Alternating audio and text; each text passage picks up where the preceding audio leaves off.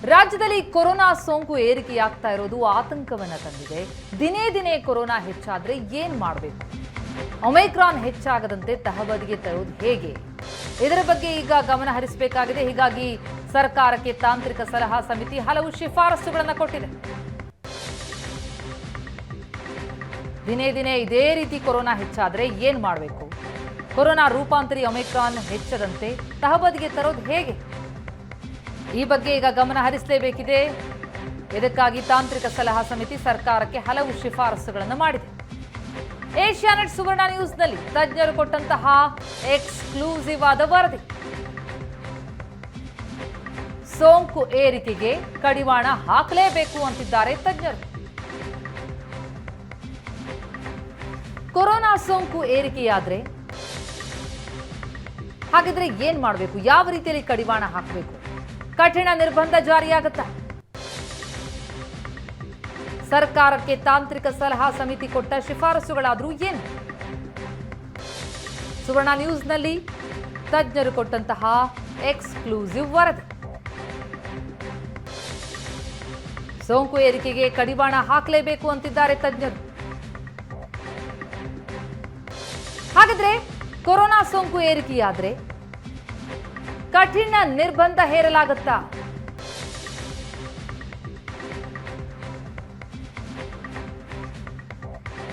ಕರ್ನಾಟಕದಲ್ಲಿ ಲಾಕ್ಡೌನ್ ವಿಚಾರವಾಗಿ ತಜ್ಞರು ಕೆಲ ಸಲಹೆಗಳನ್ನು ಕೊಟ್ಟಿದ್ದಾರೆ. ಪಾಸಿಟಿವಿಟಿ ದರ ಹೆಚ್ಚಳವಾದರೆ ಲಾಕ್ಡೌನ್ ಅಂತಿದ್ದಾರೆ ತಜ್ಞರು.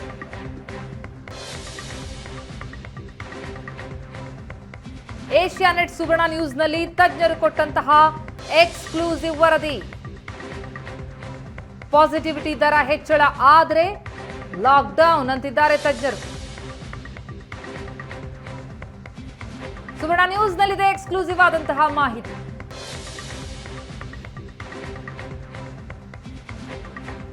ಲಾಕ್ಡೌನ್ ಬಗ್ಗೆ ಈಗಲೇ ಪ್ರಸ್ತಾಪಿಸಿದ್ದಾರೆ ತಾಂತ್ರಿಕ ಸಲಹಾ ಸಮಿತಿಯವರು.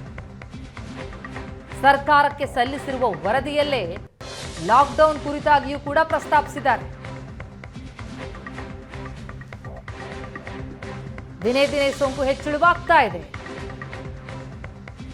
ಹೊಸ ವರ್ಷದ ಆರಂಭದಲ್ಲೇ ಜನವರಿ 1ರಂದೇ 1000 ಸಂಖ್ಯೆಯನ್ನು ಮೀರಿದೆ ಸೋಂಕಿನ ಪ್ರಮಾಣ.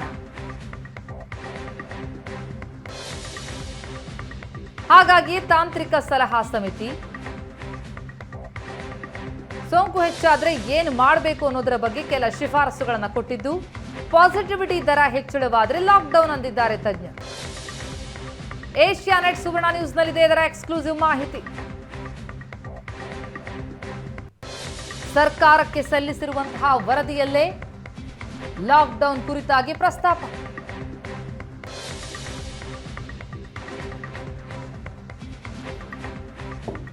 ಹಾಗಿದ್ರೆ ಯಾವಾಗ ಲಾಕ್ಡೌನ್? ರಾಜ್ಯದಲ್ಲಿ ಯಾವ ಪರಿಸ್ಥಿತಿಯಲ್ಲಿ ಲಾಕ್ಡೌನ್ ಮಾಡಬೇಕು? 2 ಪ್ರಮುಖ ಅಂಶಗಳನ್ನು ವಿವರಿಸಿದೆ ತಾಂತ್ರಿಕ ಸಲಹಾ ಸಮಿತಿ. ಶಿಫಾರಸು 1, ವಾರದ ಪಾಸಿಟಿವಿಟಿ 5% ಜಾಸ್ತಿ ಆದ್ರೆ ಆಗ ಲಾಕ್ಡೌನ್ ಅನಿವಾರ್ಯ.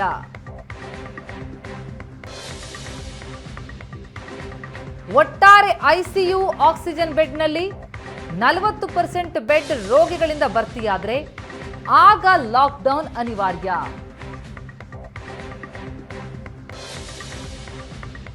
ಈ 2 ಅಂಶಗಳ ಬಗ್ಗೆ ಸರ್ಕಾರಕ್ಕೆ ತಾಂತ್ರಿಕ ಸಲಹಾ ಸಮಿತಿ ವಿವರಣೆ ಕೊಟ್ಟಿದೆ.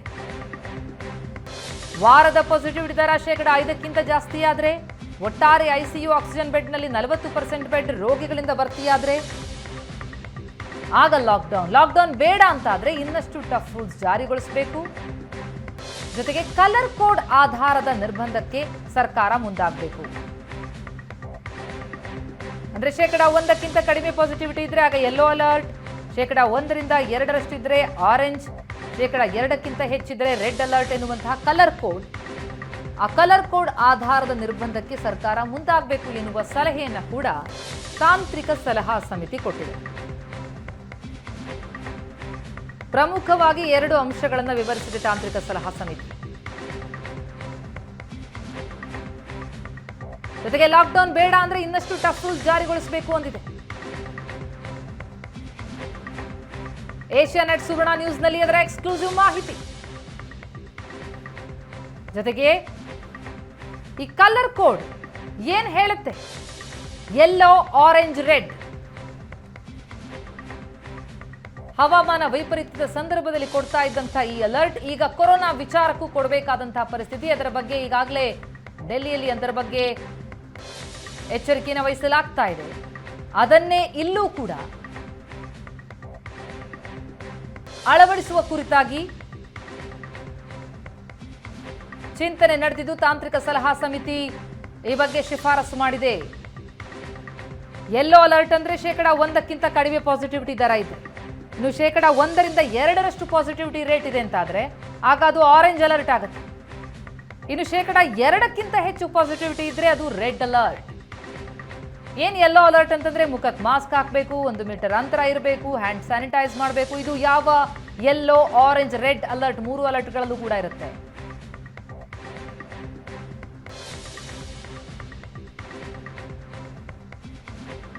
ಜೊತೆಗೆ ಮಾರುಕಟ್ಟೆ, ಮಾಲ್ಗಳು, ಚಿತ್ರಮಂದಿರ, ಸ್ಕೂಲ್, ಕಾಲೇಜು, ಆರೋಗ್ಯ ಕೇಂದ್ರ ಇದೆಲ್ಲ ವಿಚಾರಕ್ಕೂ ಸಂಬಂಧಪಟ್ಟಂತೆ ಕಲರ್ ಕೋಡ್ ಆಧಾರದ ಮೇಲೆ ನಿರ್ಬಂಧಕ್ಕೆ ಸರ್ಕಾರ ಮುಂದಾಗಬೇಕು ಎನ್ನುವ ಸಲಹೆಯನ್ನ ತಾಂತ್ರಿಕ ಸಲಹಾ ಸಮಿತಿ ಕೊಟ್ಟಿದೆ.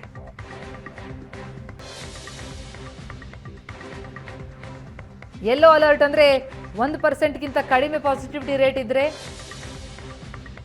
ಆಗ ಎಲ್ಲವೂ ತೆರೆದಿರುತ್ತೆ. ಎಸ್, ತಾಂತ್ರಿಕ ಸಲಹಾ ಸಮಿತಿ ಕೊಟ್ಟ ಶಿಫಾರಸುಗಳೇನು ಅನ್ನೋದರ ಕುರಿತಾಗಿ ಇನ್ನಷ್ಟು ಡೀಟೇಲ್ಸ್ ಪಡೆಯೋಣ. ನಮ್ಮ ರಿಪೋರ್ಟರ್ ಮಾರುತೇಶ್ ಈಗ ಸಂಪರ್ಕದಲ್ಲಿದ್ದಾರೆ. ಮಾರುತೇಶ್, ಈಗ ಸೋಂಕು ಮತ್ತೆ ಏರಿಕೆಯಾಗ್ತಾ ಇರುವಂತಹ ಹಿನ್ನೆಲೆಯಲ್ಲಿ ತಾಂತ್ರಿಕ ಸಲಹಾ ಸಮಿತಿಯ ಸಲಹೆಗಳು ಬಹಳ ಪ್ರಮುಖ ಆಗತ್ತೆ. ಸರ್ಕಾರಕ್ಕೆ ಯಾವ ಪ್ರಮುಖ ಅಂಶಗಳನ್ನು ಹೇಳ್ತಾ ಇದೆ? ಲಾಕ್ಡೌನ್ ವಿಚಾರವಾಗಿ ಪ್ರಮುಖವಾಗಿ ಅದು ಹೇಳಿರೋದೇನು? ಸರ್ಕಾರ ಈ ಬಗ್ಗೆ ಚಿಂತನೆ ನಡೆಸಿದೆಯಾ ಅಂತ?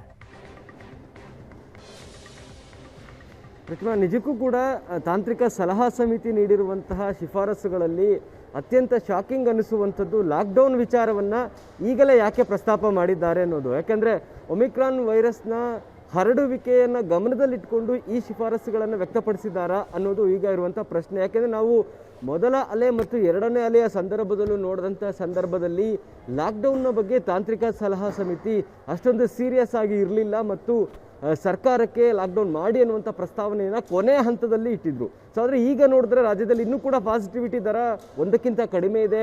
0.8 ಅಷ್ಟು ಪಾಸಿಟಿವಿಟಿ ರೇಟ್ ಇದೆ. 1-2 ಜಿಲ್ಲೆಯಲ್ಲಿ 1 ಕ್ರಾಸ್ ಆಗಿರೋದು ಬಿಟ್ಟರೆ ಬೇರೆ ಅಂಥದ್ದೇನು ಪರಿಸ್ಥಿತಿಯಲ್ಲಿ ಕಾಣಿಸ್ತಾ ಇಲ್ಲ.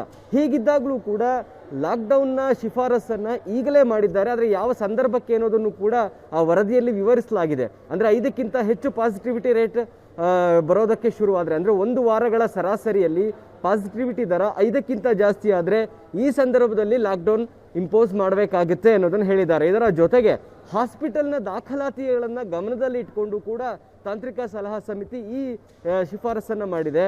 ಸುಮಾರು ಆಸ್ಪತ್ರೆಯ ICU ಮತ್ತು ಆಕ್ಸಿಜನ್ ಬೆಡ್ನಲ್ಲಿ 40% ಆಕ್ಯುಪೆನ್ಸಿ, ಅಂದರೆ 40% ರೋಗಿಗಳು ತುಂಬಿದ್ರೆ ಆನಂತರ ರೋಗಿಗಳ ಅಡ್ಮಿಷನ್ಸ್ ಏನಾದರೂ ಹೆಚ್ಚಳ ಆಗೋದು ಕಂಡು ಬಂದರೆ ಲಾಕ್ಡೌನನ್ನು ವಿಧಿಸಬೇಕಾದಂಥ ಪರಿಸ್ಥಿತಿ ನಿರ್ಮಾಣ ಆಗುತ್ತೆ ಅನ್ನೋದನ್ನು ಈಗಲೇ ತಿಳಿಸಿದ್ದಾರೆ. ಸೊ ಈ ಒಂದು ತರಾತುರಿ ಮತ್ತು ಆತುರ ಯಾವ ಕಾರಣಕ್ಕಾಗಿದೆ ಅನ್ನುವಂಥದ್ದು ನಿಜಕ್ಕೂ ಕೂಡ ಗೊತ್ತಾಗ್ತಾ ಇಲ್ಲ ಪ್ರತಿಮಾ. ಯಾಕೆಂದರೆ ತಜ್ಞರ ಸಮಿತಿ ಕೇವಲ ಆರೋಗ್ಯದ ದೃಷ್ಟಿಯಿಂದ ಅಷ್ಟೇ ನೋಡ್ತಾರೆ ವಿನಃ ಅದರಿಂದ ಆಗಬಹುದಾದಂಥ ಸಮಸ್ಯೆಗಳೇನು ಅನ್ನೋದ್ರ ಕುರಿತಾಗಿ ಅವರು ಹೆಚ್ಚು ತಲೆ ಕೆಡಿಸ್ಕೊಳ್ಳೋದಿಲ್ಲ.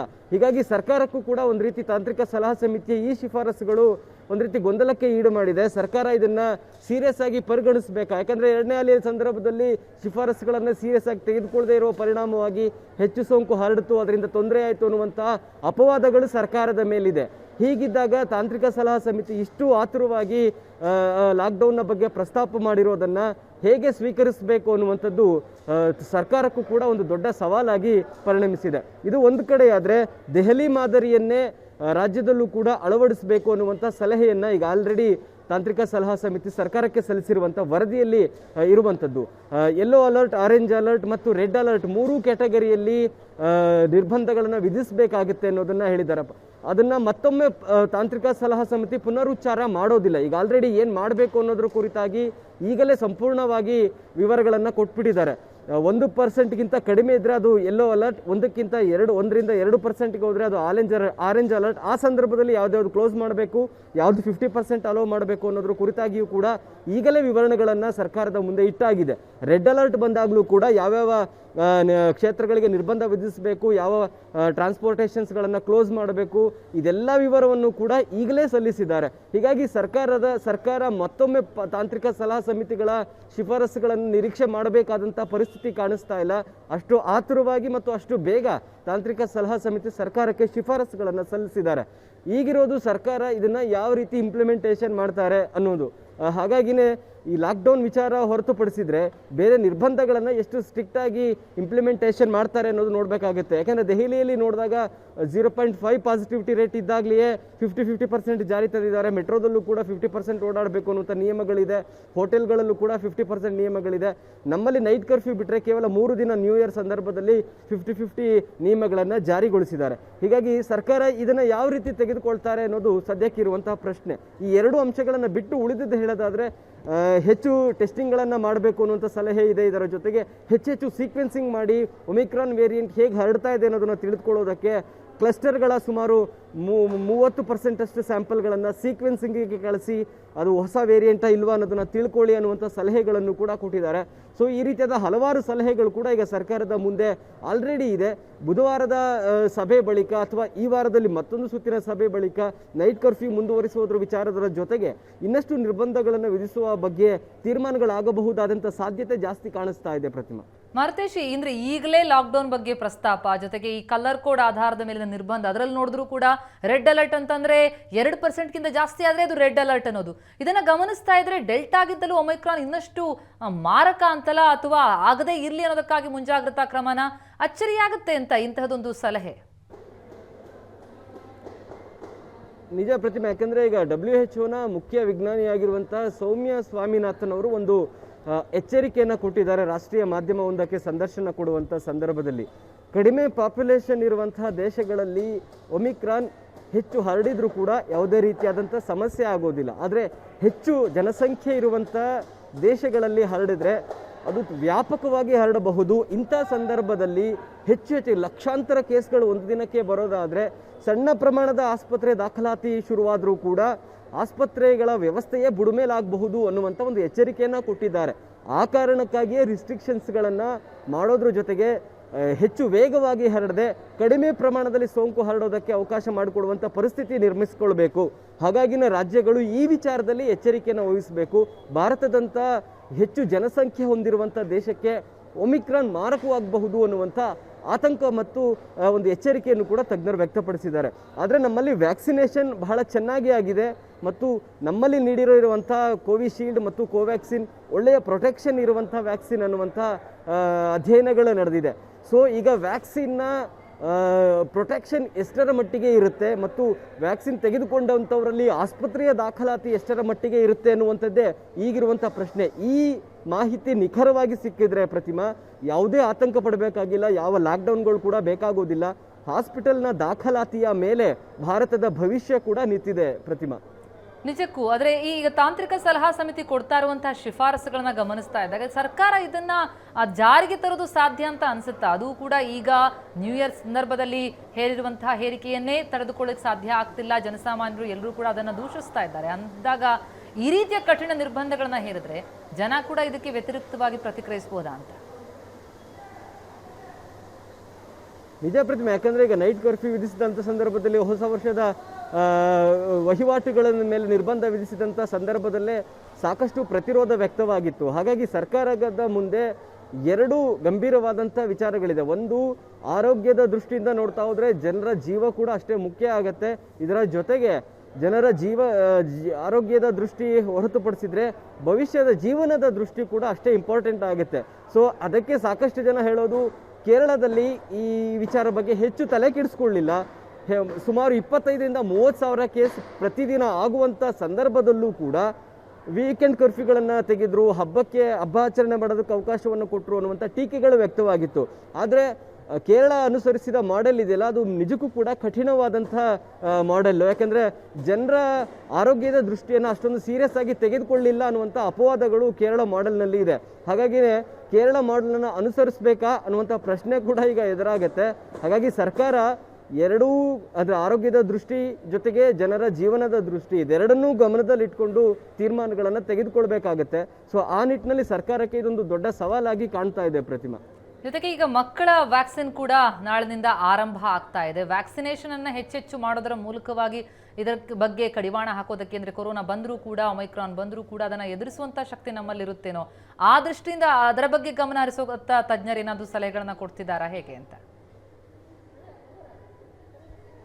ನಿಜ, ಅಂದರೆ ಈ ಹಿಂದಿನ ವರದಿ ಸಲ್ಲಿಕೆಯಾದಂಥ ಸಂದರ್ಭದಲ್ಲೂ ಕೂಡ ವ್ಯಾಕ್ಸಿನೇಷನ್ ಹೆಚ್ಚಳಗೊಳಿಸಿ ಎನ್ನುವಂಥ ಸಲಹೆಯನ್ನು ಸರ್ಕಾರಕ್ಕೆ ನೀಡಿದರು. ಅದರಂತೆ ವ್ಯಾಕ್ಸಿನೇಷನ್ ಕರ್ನಾಟಕದಲ್ಲಿ ಬಹಳ ಅದ್ಭುತವಾಗಿದೆ. ಮೆಟ್ರೋಪಾಲಿಟನ್ ಸಿಟಿಗಳಲ್ಲಿ ಬೆಂಗಳೂರಿನಲ್ಲಿ ಅತಿ ಹೆಚ್ಚು ವ್ಯಾಕ್ಸಿನೇಷನ್ ಕೂಡ ನಡೆದಿದೆ. ರಾಜ್ಯ 2ನೇ ಪ್ಲೇಸಲ್ಲಿದೆ ವ್ಯಾಕ್ಸಿನೇಷನ್ನಲ್ಲಿ. ಇದರ ಜೊತೆಗೆ ಈಗ ಇನ್ಫೆಕ್ಷನ್ಗೆ ಒಳಗಾಗಬಹುದಾದಂಥ ಗ್ರೂಪ್ ಅಂತ ಏನೋ ಬಂದರೆ ಅದು ನಮಗೆ 18 ವರ್ಷಕ್ಕಿಂತ ಕೆಳಗಿರೋ ಮಕ್ಕಳಾಗುತ್ತೆ. 0ಯಿಂದ ಅಂದರೆ 1 ವರ್ಷದಿಂದ 10-12 ವರ್ಷದ ಮಕ್ಕಳಿಗೆ ಇನ್ಫೆಕ್ಷನ್ ಬಂದರೂ ಕೂಡ ಯಾವುದೇ ಸಾವಿನ ಪ್ರಮಾಣ ಇಲ್ಲ. 0.01% ಸಾವಿನ ಪ್ರಮಾಣ ಮಕ್ಕಳಲ್ಲಿದೆ. ಹೀಗಾಗಿ ಆ ಮಕ್ಕಳಿಗಿಂತ ಮೊದಲು 11ರಿಂದ 19 ವಯಸ್ಸಿನ ಮಕ್ಕಳಿಗೆ ಹೆಚ್ಚು ಇನ್ಫೆಕ್ಷನ್ ಆಗಿರುವಂಥ ದಾಖಲೆಗಳು ಕೂಡ ಇದೆ. ರಾಜ್ಯದಲ್ಲೂ ಕೂಡ ಈ 1ರಿಂದ 18 ವಯಸ್ಸಿನ ಮಕ್ಕಳನ್ನು ಉದಾಹರಣೆಗೆ ತೆಗೆದುಕೊಂಡ್ರೆ 10ರಿಂದ 19 ವರ್ಷ ಮಕ್ಕಳಿಗೆ ಹೆಚ್ಚು ಇನ್ಫೆಕ್ಷನ್ ಆಗಿರುವಂಥದ್ದು ಇದೆ. ಸೊ ಹಾಗಾಗಿನೇ ಆರಂಭದಲ್ಲಿ ಪ್ರಯಾರಿಟಿ ಮೇಲೆ 15ರಿಂದ 18 ವರ್ಷಕ್ಕೆ ಮೊದಲ ಆದ್ಯತೆಯಾಗಿ ವ್ಯಾಕ್ಸಿನೇಷನ್ ಕೊಡ್ತಾ ಇದ್ದಾರೆ. ಯಾಕಂದರೆ ಇವರು ಸ್ಕೂಲ್ಗಳು ಆರಂಭ ಆದ ಸಂದರ್ಭದಲ್ಲಿ ಸ್ಕೂಲ್ಗೆ ಹೋಗಬೇಕಾಗತ್ತೆ. ಸೊ ಇಂಥ ಸಂದರ್ಭಗಳ ಇನ್ಫೆಕ್ಷನ್ ಆದರೂ ಕೂಡ ಯಾವುದೇ ಸಮಸ್ಯೆ ಆಗಬಾರ್ದು ಅನ್ನೋ ಕಾರಣಕ್ಕಾಗಿ ಮಕ್ಕಳಿಗೆ ಆದ್ಯತೆಯಾಗಿ ವ್ಯಾಕ್ಸಿನೇಷನ್ ಕೊಡ್ತಾ ಇದ್ದಾರೆ. ಸೊ ಇದು ಪೀಕಿಗೆ ಹೋಗುವಂಥ ವೇಳೆಗೆ 15 ವರ್ಷದಿಂದ 18 ವರ್ಷದ ಎಲ್ಲ ಮಕ್ಕಳಿಗೆ ವ್ಯಾಕ್ಸಿನೇಷನ್ ಆದರೆ ಒಂದು ಮಿನಿಮಮ್ ಪ್ರೊಟೆಕ್ಷನ್ ಅಂತೂ ಇದ್ದೇ ಇರುತ್ತೆ ಪ್ರತಿಮಾ. ಈ ಪ್ರೊಟೆಕ್ಷನ್ ಇರೋದ್ರಿಂದ ಹೆಚ್ಚು ಸೋಂಕು ತೀವ್ರವಾಗದೇ ಇರುವಂಥದ್ದೇ ಮತ್ತು ಸಾವು ಆಗದೇ ಇರುವಂತೆ ತಡೆಯೋದಕ್ಕೆ ಸಹಕಾರಿ ಆಗುತ್ತೆ. ಸೊ ಆ ಕಾರಣಕ್ಕಾಗಿ ಈ ವಿಚಾರದಲ್ಲಿ ಸರ್ಕಾರ ಕೂಡ ಸೀರಿಯಸ್ ಆಗಿದೆ. ನಾಳೆಯಿಂದ 15ರಿಂದ 18 ವರ್ಷದ ಮಕ್ಕಳಿಗೂ ಕೂಡ ವ್ಯಾಕ್ಸಿನೇಷನ್ ಆರಂಭ ಆಗ್ತಾ ಇದೆ. ಅದಕ್ಕೆ ಬೇಕಾಗಿರುವಂಥ ಎಲ್ಲ ತಯಾರಿಗಳು ಕೂಡ ನಡೆದಿದೆ ಪ್ರತಿಮಾ. ಥ್ಯಾಂಕ್ ಯು ಮಾರುತೇಶ್ ತಮ್ಮ ಮಾಹಿತಿಗೆ.